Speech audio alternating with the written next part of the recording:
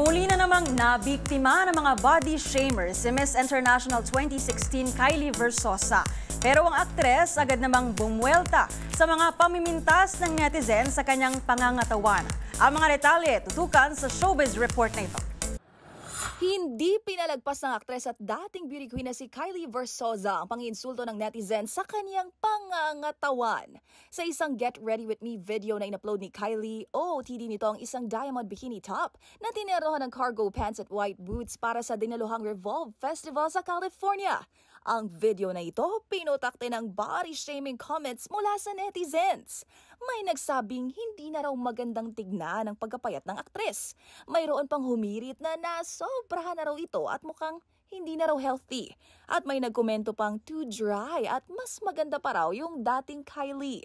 Pero sa kabilang banda, may ilan namang ipinagtanggol ang aktres mula sa mga basher. Nag-iwan ng magagandang komento para sa beauty queen at nagpaalala sa iba na tigilan ang pagiging judgmental.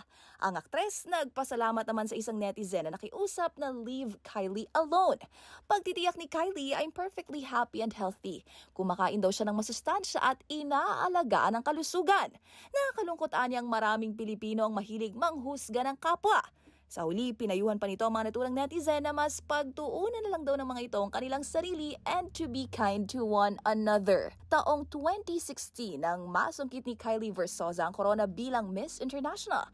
Habang noong 2022 naman, kinilala itong Best Actress sa Distinctive International Arab Festivals Awards sa Dubai. Para sa MBC TV Network News, ito po ang inyong Showbiz Angel, Angelica Cosme. Sama-sama tayo, Pilipino.